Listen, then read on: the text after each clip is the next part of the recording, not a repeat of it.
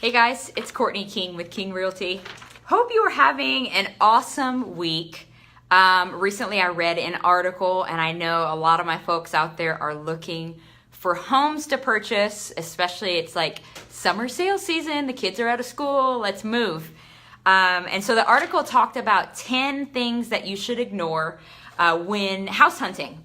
And I love that idea just because we're always, especially in my videos, I'm always telling you, make sure you're aware of this, make sure you do that, make sure you do this. And so I wanted to just talk about what not to stress over, right? What not to really worry about when you're looking for your next home. So I'm looking at my notes here, so excuse me while I look down. So let's talk through these 10 things that were in this article. And I'll give you my 2 cents, and then you can kind of chime in, you can comment, share your experience or your thoughts on it, or just ponder it. So it says, I'm going to start from number 10. Number 10, the 10th thing that you shouldn't worry about when you're looking for a home, number 10 is the lack of privacy. So for example, like, don't worry about if, a fence is not there, or a fence is too low, or you don't have enough shrubs. Like, all of this, guys, is fixable. You can build a taller fence.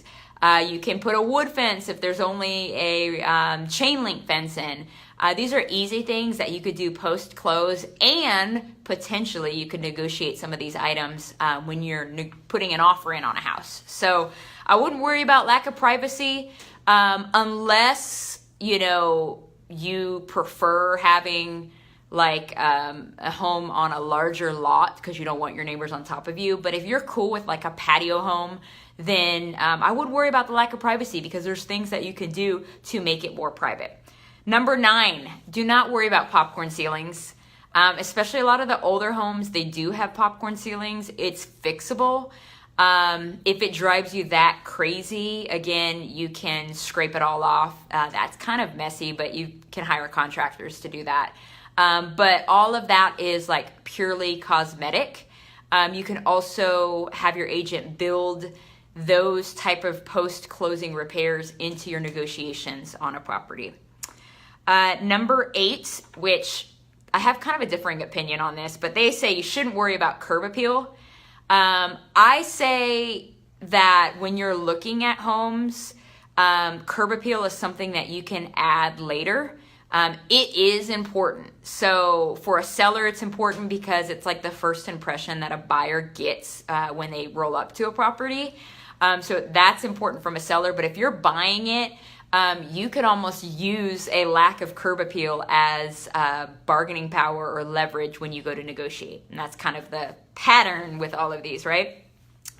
Number 7, because we're going backwards, funky odors. So if you walk into a house and it smells awful, I wouldn't necessarily ignore it per se. That's where you get your inspector in there to kind of figure out, okay, what's causing this odor. But again, that's something that's fixable. So if the layout of the property, if the location is awesome, if all of those things are good, but it smells bad, then again, it's fixable. And if anything, you use it as leverage when you're negotiating repairs. Number 6, and I like how this article titled it. It said, don't worry about questionable carpet. I don't know if you're like me. I really don't like carpet. So if you're entertaining buying a house that has a lot of carpet or has old carpet, use that as leverage. Carpet is really inexpensive to replace. And oftentimes you spend a little bit more money and you get some wood floors or laminate floors or vinyl floors or whatever. I don't like carpet, but don't let that stop you from moving forward with a house that you like, especially if you like everything except the carpet. Carpet's super, super easy. And if you're one of those people that suffers from allergies and stuff like that, then when you buy a house that has used carpet, you're probably going to want to take it out anyway. So don't let that stop you. Number 5 thing to ignore when looking for a home, hardware. So this is what I've seen a lot lately is you go into these houses that were built in like the 80s, early 90s, and you have like brass fixtures, brass hardware. don't let that stop you. That's like something super easy to change out, and you actually wouldn't need to hire anybody to change out like doorknobs and those type of hardware items that are not to your liking. Something super easy. YouTube is your friend. So especially on those easy things, I would totally YouTube it or ask me, because I'm kind of a handy girl. That's what happens when your dad's a general contractor and a broker. So number 4 thing to ignore when, and my light just went out in my office. Number 4 thing to ignore are kitchen appliances, okay? If you don't like that it has like a ceramic cooktop and you want a gas cooktop, provided that the house has gas, and or the appliances are white instead of stainless steel. Don't let that stop you if that's the only thing that you don't like about the house, because all of that's fixable. And guys, remember 4th of July is coming up here pretty soon. Memorial Day is coming up. Lowe's and Home Depot have really, really good deals on appliances. So again, use that as bargaining power and leverage, but don't let it completely stop you from moving forward on a home, because it's all changeable. Number 3, and the article puts it like this: ignore wonky wallpaper. Okay, I wouldn't use the word wonky, but wallpaper, guys, I know, hideous, a pain. My last condo, I had to remove wallpaper. So I actually bought a place that had wallpaper.